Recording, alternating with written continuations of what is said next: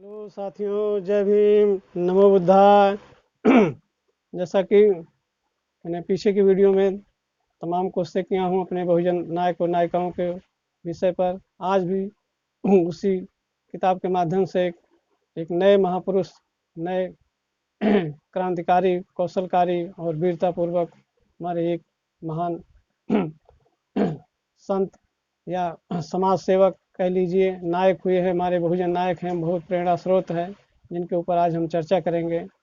उनका नाम है नारायण सिंह। आज हम नारायण सिंह के ऊपर चर्चा करेंगे। आगे कवि क्या लिखते हैं? छत्तीसगढ़ के प्रथम शहीद, स्वतंत्रता संग्राम युद्ध में जितने शहीद हुए हैं उनमें सबसे पहले कवि लिख रहे हैं कि ये सबसे प्रथम शहीद हमारे बहुजन नायक हैं, और इन्हीं के ऊपर आज हम चर्चा करेंगे। आगे क्या लिखते हैं? मूल निवासी समाज के लोग इस बात पर गर्व कर सकते हैं कि छत्तीसगढ़ प्रदेश में देश की आबादी के लिए अपने प्राणों का बलिदान देने वाला पहला वीर आदिवासी समाज से था। उनका नाम नारायण सिंह है, जो प्रदेश भर में वीर नारायण सिंह के नाम से विख्यात है। छत्तीसगढ़ मुक्ति मोर्चा द्वारा साल 1978 में 19 दिसंबर को पहली बार देश प्रेमियों और स्वतंत्रता सेनानियों की मौजूदगी में शहीद दिवस का आयोजन किया गया। तब मध्य प्रदेश सरकार ने वीर नारायण सिंह को छत्तीसगढ़ के प्रथम शहीद के रूप में स्वीकार किया।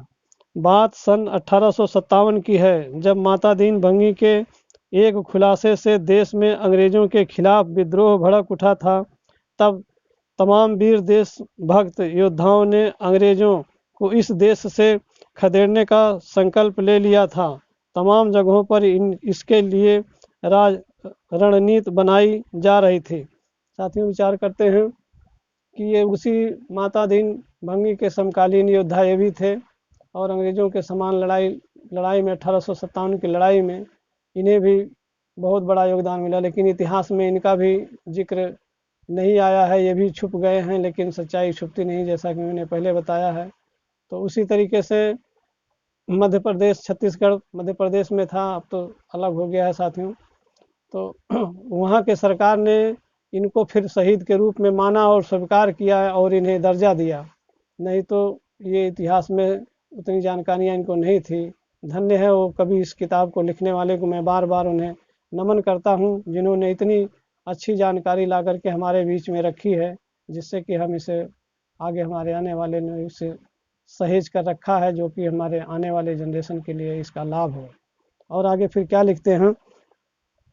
उस समय वीर नारायण सिंह रायपुर जिले के सोना खान नामक एक छोटी सी जमींदारी के लोकप्रिय जमींदार थे।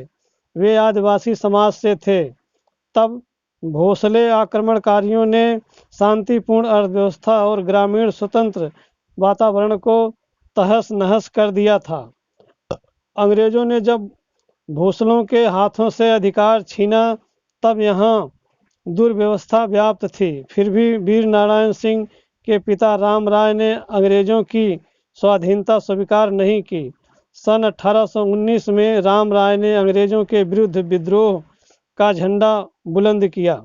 उन्होंने अपनी जमींदारी में अंग्रेजी सत्ता और कानून तथा आदेशों का पालन करने से इनकार कर दिया। इससे बौखलाए अंग्रेजों ने सोना खान पर आक्रमण कर दिया, जिसमें राम राय को पराजित होना पड़ा। राम राय की मृत्यु के उपरांत नारायण सिंह को सोना खान के जमींदार बने। प्रजा के हित के लिए काम करने के कारण वह जल्दी ही अपनी प्रजा के बीच में लोकप्रिय हो गए। उसी दौरान सन 1856 के अगस्त महीने में भयंकर अकाल पड़ा। अन्न के अभाव में लोग भूखों मरने लगे। साथियों, जैसा कि परिचय कवि दे रहे हैं कि इनके पिता का नाम राम राय था, और ये आदिवासी समाज से थे, लेकिन इनकी भी एक छोटी सी जमींदारी थी, इनका राज था अपना। और इन्होंने भी अंग्रेजों के समय में अंग्रेजों से भी बहुत बड़ा लोहा लिया है।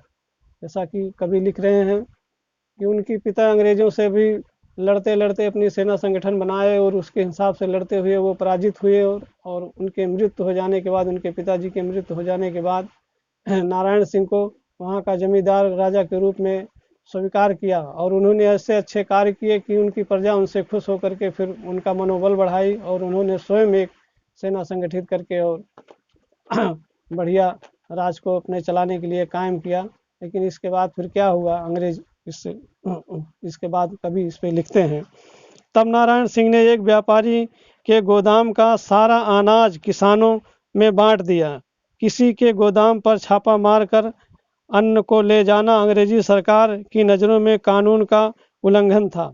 जैसा कि बताते हैं कि देश में अकाल पड़ गया और व्यापारियों के पास अनाज था लेकिन जनता के पास अनाज खाने को नहीं था। उस समय नारायण सिंह ने क्या किया कि व्यापारी के गोदामों को अनाज खोल दिया और जनता के लिए खाने को दे दिया। राजा को तो सच मानो तो राजा को ऐसे ही होना चाहिए कि अपनी प्रजा का ख्याल रखे। लेकिन ये बात जब अंग्रेज़ों को पता चली तो अंग्रेज़ों को ये चीज़ रास नहीं आई, क्योंकि उस समय भी थोड़ा बहुत देश में कानून था और उस कानून के तहत फिर अंग्रेज उस पर कार्रवाई करते हैं। आगे कभी क्या लिखते हैं बताते हैं।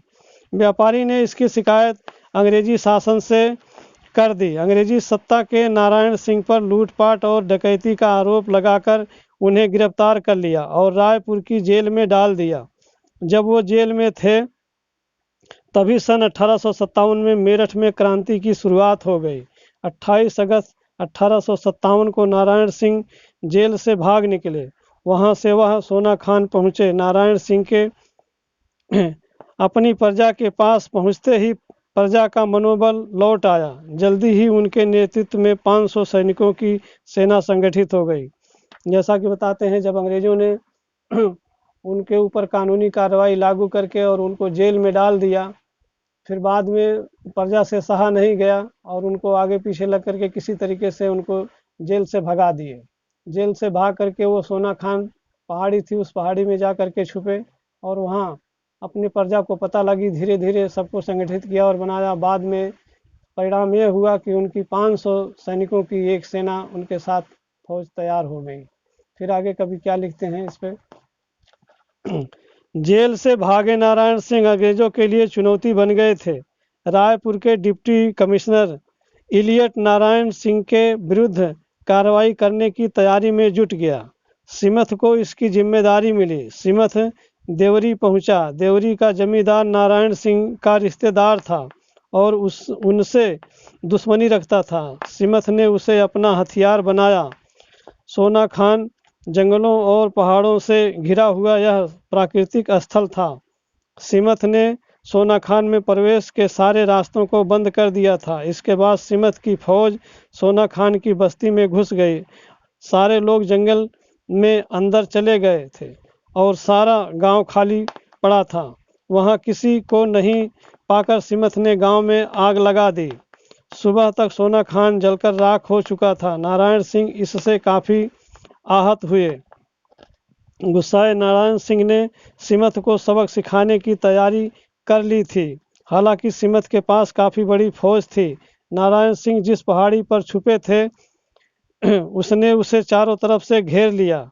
दोनों ओर से काफ़ी देर तक गोलियां चलती रहीं। नारायण सिंह और उनकी फौज ने कई अंग्रेज सैनिकों को मार गिराया। साथियों, जैसा बताते हैं कि सभी के साथ कोई ना कोई दोस्ती होती है तो कोई ना कोई दुश्मनी भी होती है। नारायण सिंह के साथ भी नारायण सिंह का एक रिश्तेदार था जो कि उनका दुश्मन था। अब अंग्रेज़ों को जब कोई रास्ता नहीं मिला तो अंग्रेज़ों ने जा कर के उनके रिश्तेदार से दोस्ती करी और रिश्तेदार को इनकी सारी सच्चाइयों का पता था और अंग्रेज़ों से मिल करके उन्हें अंग्रेज़ों का साथ दे करके इनके साथ इन्हें पकड़वाने में और इनसे युद्ध करवाने में जो है कि उनकी सारी कमजोरियों का पता उनको बता दिया, जिससे कि अंग्रेज़ों को इनसे युद्ध करने में आसानी हुई और इनको बहुत सारी कठिनाइयों का सामना करना पड़ा। अब इसी में कभी आगे की कड़ी में क्या लिखते हैं।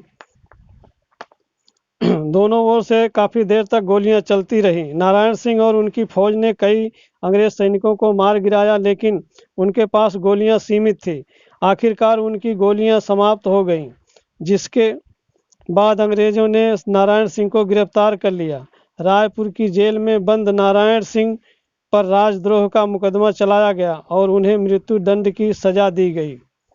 साथियों, जैसा कि बताते हैं कि जब वो घिर गए, इनके पास गोलियां सीमित थी और अंग्रेजी सेना के पास काफ़ी हथियार थे और बल थे।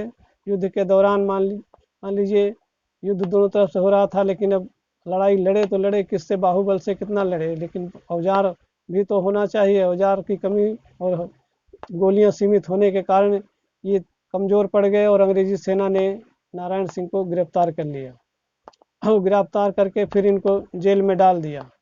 उसके बाद की कहानी क्या है 10 दिसंबर 1857 को उन्हें फांसी पर चढ़ा दिया गया। इस तरह स्वाधीनता और आंदोलन में शामिल होते हुए अंग्रेजों के खिलाफ बिगुल फूंकने वाले नारायण सिंह शहीद हो गए। छत्तीसगढ़ से शहीद होने वाले वह पहले शहीद थे। साथियों बताते हैं कि छत्तीसगढ़ अब तो अलग प्रांत हो गया, लेकिन उस समय वो मध्य प्रदेश में था। तो नारायण सिंह ने अंग्रेजों से जिस तरीके से विद्रोह में लोहा लिया और लड़ते लड़ते उनके साथ में शहीद हो गया, उन्हें जेल में पकड़ करके डाल दिया और फिर उन्हें नारायण सिंह को अंग्रेजों के खिलाफ लड़ाई लड़ते हुए ये कवि लिखते हैं, बताते हैं कि ये प्रथम छत्तीसगढ़ के प्रथम बहुजन नायक शहीद हुए थे। स्वतंत्रता में तो बहुत सारे अंग्रेजों से लड़ने में इतिहास गवाह है कि बहुत सारे नायक नायिकाओं ने फांसी की सज़ा कबूल की है और देश के लिए लड़ा है। हमारे लिए उन्होंने आज़ादी कितनी कुर्बानियाँ दे दे करके किए हैं, ऐसी व्याख्या तो मिलती है, लेकिन इसमें बहुत बड़ा श्रेय नारायण सिंह को जाता है कि ये प्रथम शहीद होने वाले, छत्तीसगढ़ के प्रथम शहीद होने वाले आदिवासी समाज से थे। इसलिए इनका जिक्र कभी इस किताबों के माध्यम से ऐसा दिया है। तो हम बार बार ये प्रेरित करते हैं साथियों को, नवयुवक साथियों को चेतना देने की कोशिश करते हैं कि आप भी कोशिश करिए कि ज़्यादा से ज़्यादा आप जानकारी हासिल करें अपने महापुरुषों के विषय में, और स्वयं अपने आप को एक अच्छा इंसान, अब तो थोड़ा बहुत हमको समाज में रहने का, जीने का पूरी तरीके से हक है, लेकिन हम उनको याद करें तो उनकी तरह से हम आज कुछ भी नहीं कर रहे हैं। अगर हम अपने बुजुर्गों को, अपने पुरखों को देखें कि उन्होंने देश के लिए, समाज के लिए क्या क्या बलिदान दिया है और क्या क्या कार्य किए हैं, उसकी अपेक्षा अगर हम देखते हैं तो आज की पीढ़ी हम कुछ नहीं कर रहे हैं अपने देश के लिए। हम एक भी नहीं ठीक से हो पा रहे हैं, जैसा कि बाबा साहब ने हमें पहले ही सिखाया है, शिक्षित बनो, संगठित रहो और संघर्ष करो। तो हमको सबसे मूल मंत्र जो है कि पहला मंत्र है शिक्षित बनने का। तो हम शिक्षित बने, इसके बाद हम संगठित रहें और फिर हम संघर्ष करें। संघर्ष तो अपने अपने हिसाब से जीवन में सभी कोई, आम आदमी, एक गरीब से गरीब है, अमीर से अमीर है, संघर्ष तो सब कोई कर रहा है साथियों। लेकिन वो संघर्ष नहीं है। संघर्ष ऐसा भी होना चाहिए कि जो कि हमारी आने वाले जनरेशन भी हमें याद करे कि कितनी मेहनत किए हैं। आमतौर पर देखा जाए तो संघर्ष हर घर में, हर कोई अपने परिवार को बेहतर बनाने के लिए मेहनत है, मजदूरी है, और कोई पेशा है, नौकरी है, चाकरी है, बिजनेस है, व्यापार है, सभी क्षेत्र में लोग संघर्ष तो कर ही रहे हैं। लेकिन हमें सामाजिक स्तर पे भी संगठित होना चाहिए और सामाजिक स्तर पे भी संघर्ष करना चाहिए। भी कुछ समय अपनी ज़िंदगी का ज़रूर निकाल करके हमें ज़रूर अपने समाज की सेवा के लिए अर्पित करना चाहिए साथियों। ये बहुत ही ज़रूरी है। जब तक ऐसा नहीं होगा, हम अगर ऐसे हाथ पे हाथ धर के बैठे रहेंगे, हमारे देखने वाला भी ऐसे देख रहेगा, एक न एक दिन हम फिर पुनः नीचे उसी दर दर भटकने वाली ज़िंदगी के समीप पहुंच जाएंगे। इसलिए बार बार निवेदन है आपसे, कोशिश है कि संगठित होना भी ज़रूरी है और संघर्ष करना भी ज़रूरी है। यही दो हमारे पास तीन रास्ते हैं, जैसा कि बाबा साहब ने पहले बताया है कि इस तीनों रास्तों पे हम ज़रूर से ज़रूर अमल करें और अपने घर में, परिवार में प्रेरित करें भाइयों को, बहनों को, बेटियों को, बहू को, बच्चों को, सभी को, और इससे लाभ उठाएं। एक अच्छा जीवन बनाने के लिए प्रयासरत रहें और खूब कोशिश करें कि ज़्यादा से ज़्यादा हम संगठित हों और ज़्यादा से ज़्यादा हम शिक्षा को हासिल करें और ज़्यादा से ज़्यादा हम संघर्ष को भी करें। इसमें भी कई तरीके की, शिक्षा भी कई तरीके की है। संगठित होना भी, लोग अपने ही घर को बड़े मुश्किल से संभाल पाते हैं, लेकिन साथियों ये भी ज़रूरी है कि हम अपने आस पास, पड़ोस, जहाँ तक हमारी पहुँच है, रिश्तेदार और हित व्यवहारी जानने वालों को, सबके साथ में संगठन बना करके उनके साथ में रहें, उनके विचारों से मिलें और एक अच्छी पहल शिक्षा के द्वारा समाज में अर्पित करें, ताकि लोग आपकी बात को माने। हमारा कोई एक न एक अगुवाकार होना चाहिए जो कि हमें अच्छी शिक्षा, अच्छी तालीम दे सके और हमको सबको संगठित कर सके। हमें संघर्ष के लिए रास्ता बताए, ताकि हम एक बढ़िया से बढ़िया संगठन अपना एक कायम कर सकें और एक संघर्ष करने वाले व्यक्ति बने कि हम खूब मेहनती और शक्तिशाली भी बने और खूब बढ़िया शिक्षितकार, और शिक्षा में भी हर क्षेत्र में भी शिक्षा का योगदान हो, पढ़ाई लिखाई में है, डॉक्टर में है, शिक्षा में है, स्वास्थ्य में है, डॉक्टर वकील इंजीनियर बनाएं अपने बच्चों को। और ये तालीम और प्रेरणा जब तक हम अपने दिल में ये भावना नहीं रखेंगे साथियों, तब तक हम आगे के लिए कुछ करने की कोशिश नहीं करेंगे। वीडियो ज़्यादा लंबी ना करते हुए साथियों, अब यहीं पे इसको विराम लेते हैं और फिर आगे की वीडियो में फिर किसी दूसरे बहुजन महापुरुष, बहुजन नायक के विषय पर चर्चा करेंगे। तब तक के लिए आप सभी को साथियों जय भीम, नमो बुद्धाय।